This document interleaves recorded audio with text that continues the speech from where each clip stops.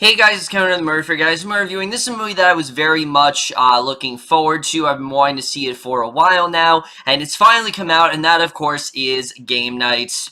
And what Game Night is essentially about is we center on this couple of Max and Annie. They've actually fallen in love through just playing a game, and they pretty much do it every single weekend. You know, them and their friends all get together, and they do it, and one day Max's richer brother Brooks is coming to town, and he actually wants to spend game night with them, but he wants to up the ante a bit because he is a little bit richer, and he decides that he wants to turn into a murder mystery kind of scenario, but things really go haywire quickly after these hitmen get involved, and things get way more out of hand than Brooks intended, and that's really all I'm going to say.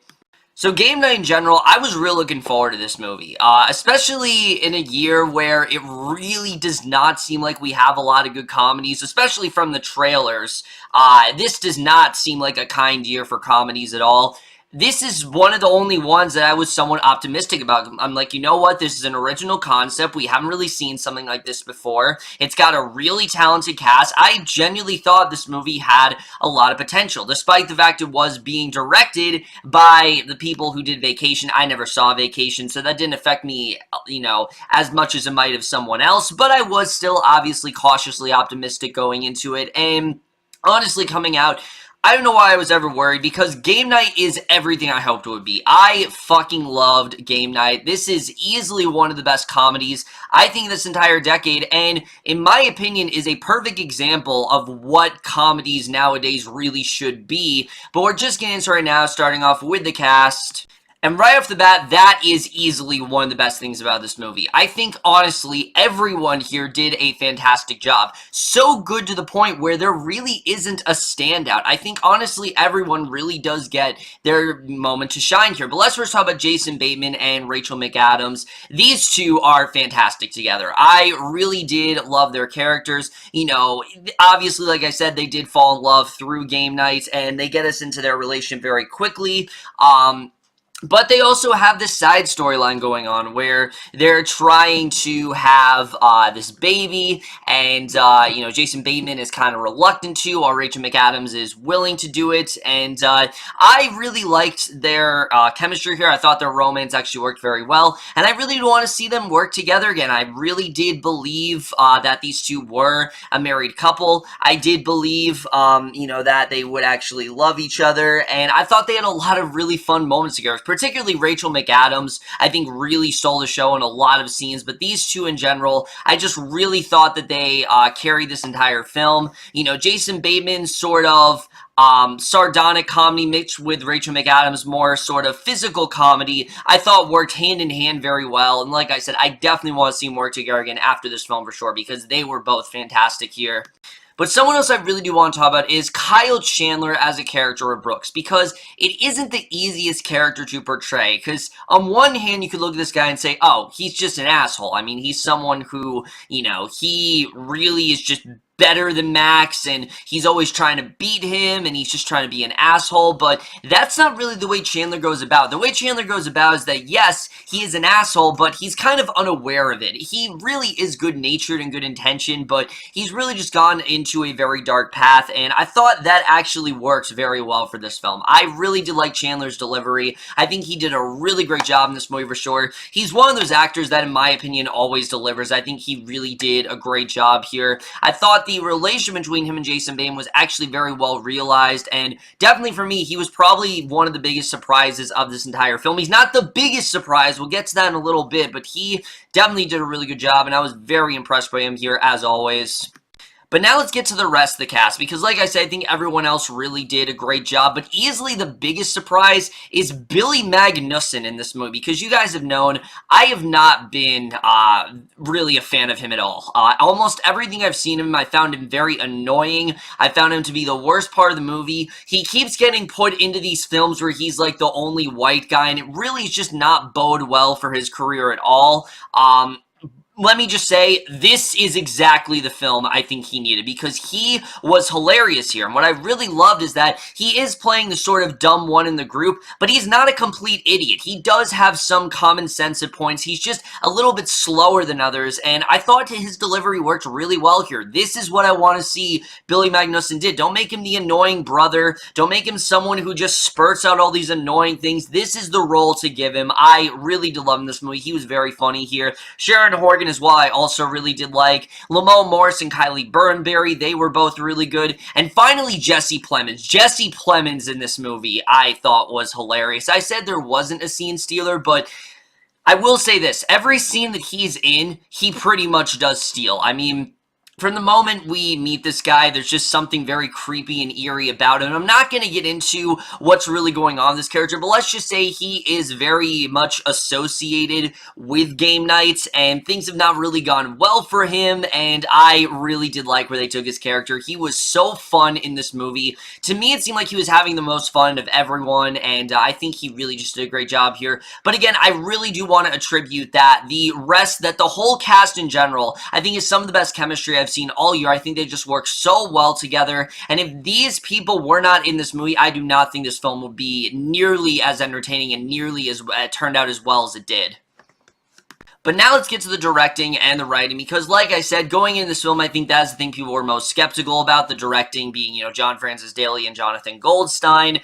These are not very respected actors respected directors when it comes to comedy. But let me just say, I think they did it completely right here, because what they do with this directing is that, yes, this movie is very silly, and yes, it is a comedy, but it's not one of those things where it's just a bunch of raunchy humor and it's just a bunch of jokes that are at the expense of characters. That's not really what this film is. It is much more natural humor. Things that you would say in this situation, the characters do say.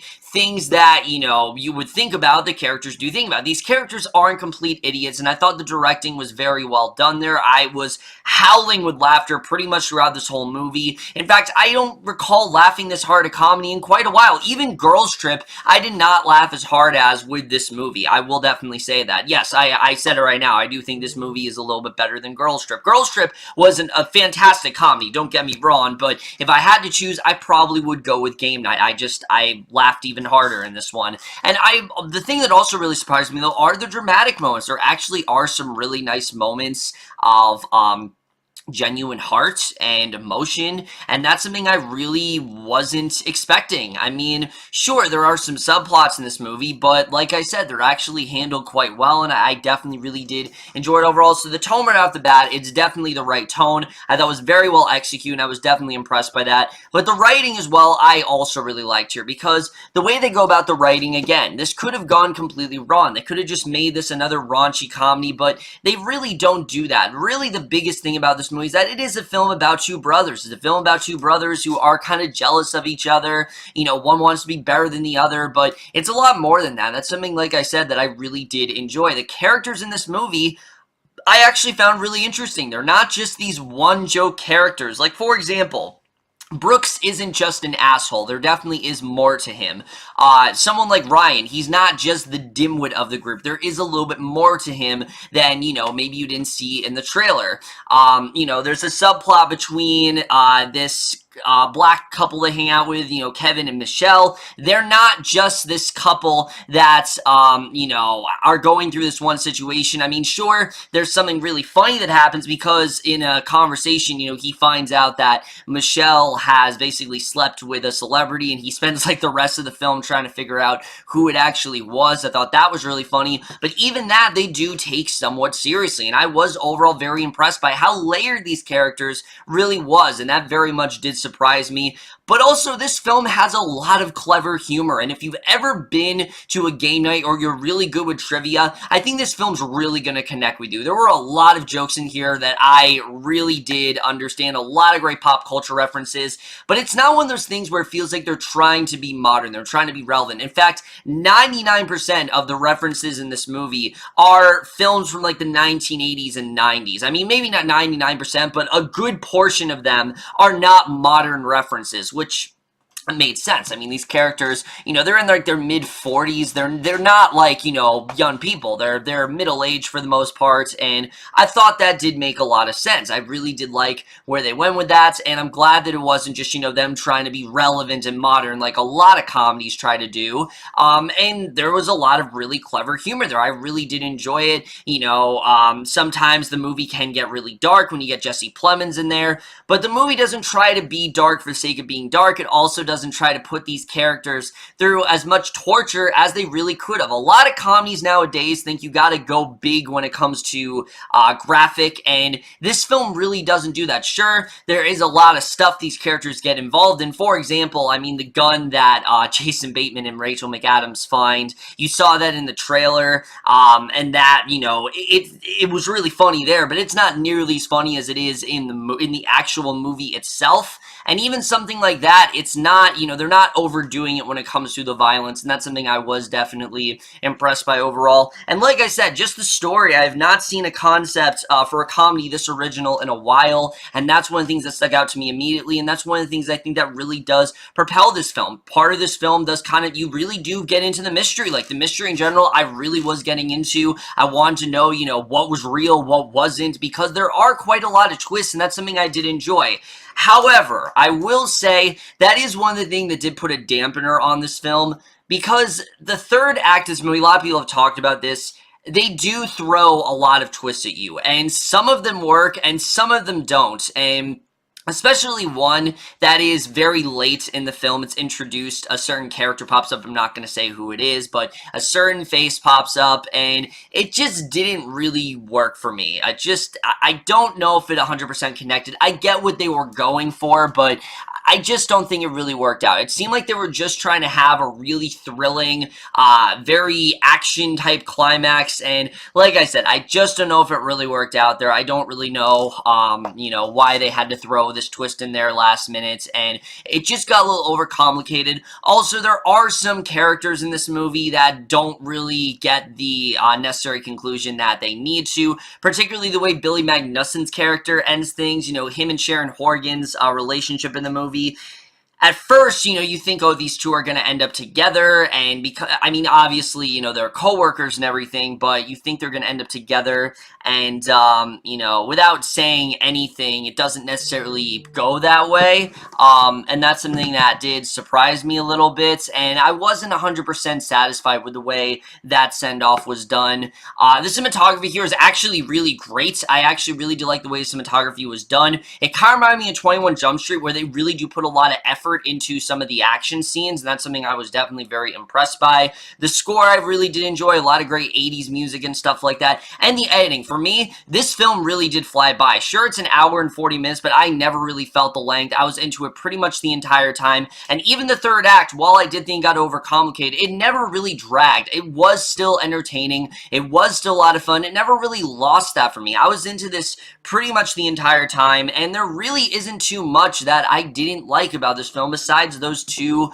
flaws I did have with it. Other than that, guys, Game Night is literally one of the best comedies I have seen this decade. It is everything I want comedies to be nowadays. It's smart, it's clever, it's got some really talented actors, it's got some absolutely gut-busting, hilarious scenes. I mean, I mean it when I say they were big laughs. Like, these were not chuckles. I was laughing a lot throughout this movie, and it's one of those, like, laugh till it hurts kind of films. That really is what this is, and I really loved every single second of this film. I think it was extremely well done. It could have gone in a very different direction, and I'm glad they really did stick with this. I think this is a very original comedy. I think it's something that we really haven't seen before. Sure, there are films that are similar, but nothing really of this kind, and definitely is one of the most original comedies I think you should definitely check out, and I am absolutely going to give Game Night overall an A-.